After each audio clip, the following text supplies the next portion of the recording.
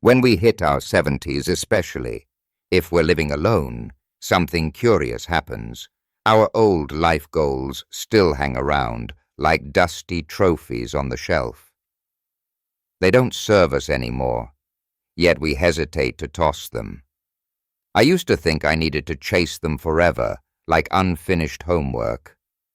But one day I asked myself, what if the best years ahead aren't about chasing, but releasing? Today, I want to walk you through 10 so-called goals you can gently let go of without guilt.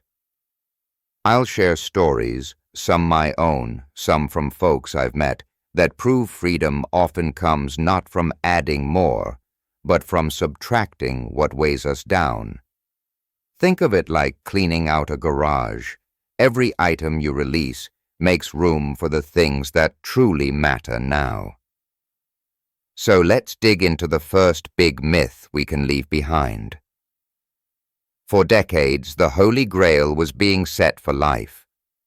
Work hard, save harder, and eventually you'd never worry again.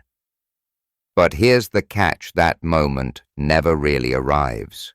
There's always inflation, medical bills, or market swings. I knew a retired electrician named Walter. He had more than enough, but kept taking weekend repair jobs, convinced he needed just a little extra. Then a stroke slowed him down. He told me I traded sunsets on the lake for chasing a number I never reached. The truth: living alone after 70 isn't about forever security. It's about present stability. Do you have enough to enjoy today? Sometimes the smartest investment isn't another stock or savings bond, but a trip to see your grandkids, a dinner with old friends, or that comfortable chair you'll sit in every morning. We grew up thinking success meant bigger houses, nicer cars, or fancier clothes. But after 70, the social ladder stops making sense. I once knew a woman named Clara who clung to her large suburban home because she worried downsizing meant she'd fallen. She was miserable maintaining it. Finally, she moved to a cheerful condo with neighbors who shared potluck dinners. Her laugh grew louder, her step lighter. Social rank didn't matter. Connection did. Living alone teaches a profound lesson. The people worth keeping close are the ones who couldn't care less about what rung you're standing on. Wanting to care for our kids is natural, but too many folks sacrifice their own comfort to leave a big inheritance.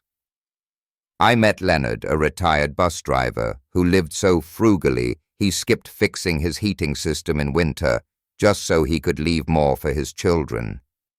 When he passed, the money helped, but within a year it was gone. What stayed with his kids weren't the dollars, but the summers he spent building birdhouses with them, the stories at campfires, the lessons on resilience. The legacy that lasts isn't always written in bank statements. Often it's etched in memories. We're sold the fantasy of a dream house, grand kitchens, wraparound porches, endless rooms. But after 70, living alone, a mansion can feel like a ball and chain. I knew Thomas, who finally bought his long-desired farmhouse at 71. By year 2, he was drowning in repairs. Eventually, he sold it for a small cottage by the river. He told me, "Turns out my dream wasn't a house. It was waking up without a to-do list." The truth is, real luxury is a space that serves you, not one you serve. Some retirees believe they need one last big project, a business empire, to prove relevance. But the stress can eat away at freedom. I knew Ruth, who opened a cafe at 68. At first it was charming. Soon it became sleepless nights, payroll headaches, and no time for her grandkids. After closing, she admitted I wanted joy, not another career. Passion projects are wonderful, but they work best when small enough to set down any time. At this stage, freedom beats empire. Companionship is beautiful, but chasing a permanent partner out of fear of loneliness can backfire. My friend Henry rushed into marriage at 74 with someone he barely knew. Within months, it unraveled, leaving him lonelier and poorer. He later reflected, I was trying to fix loneliness by adding the wrong person to it. True companionship doesn't always mean romance. It can be deep friendships, neighbors who check in, or even a loyal dog wagging its tail at the door.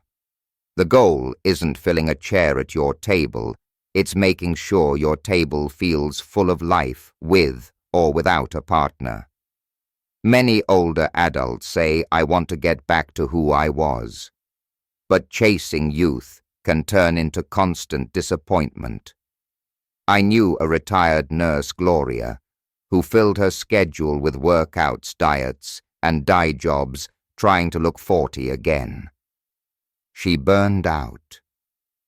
Finally, she said, I realized I wasn't honoring my age, I was running from it. The present self is not a downgrade. It's an upgrade, wiser, freer, and still capable of joy. The real goal isn't rewinding life, but enriching the chapter you're in. Travel can be magical, but racing to tick off every country can steal the joy. I once met Paul and Linda, both in their 70s, exhausted from back-to-back tours. They confessed they were proving they could still do it. Eventually, they switched to exploring local fairs, hidden trails, and small diners nearby. Linda told me, we found more wonder an hour from home than halfway across the globe. The richest journeys aren't measured in passport stamps, but in how deeply you experience where you are. Finally, many older adults feel the need to prove they're still sharp, still useful. But relevance isn't earned by overcommitting. It shines through when you're genuinely engaged. My neighbor Margaret ran herself ragged on church boards and community projects until her health faltered. She realized people loved her, not for her busyness, but for her presence. Here's the truth: you matter simply by being here. The greatest freedom comes when you no longer chase relevance, you embody it. So let's stop clinging to outdated goals and instead build lives that feel light, joyful, and ours. So, here we are, my friend. 10 old goals, heavy as they once felt, that you can finally lay down without regret. Life after 70 isn't about proving, climbing, or racing. It's about choosing. Choosing comfort over competition, presence over pressure, connection over appearances. When you stop measuring your worth by outdated checklists, something beautiful happens. The days feel lighter, the moments taste sweeter, and you realize you already hold everything you truly need. If you're living alone, remember, this solitude is not emptiness. It's space, the kind of space that lets laughter echo longer, friendships grow deeper, and peace finally take root. So go ahead, cross those goals off your list. Then wake up tomorrow knowing the real prize isn't what you chased. It's the freedom you feel right now.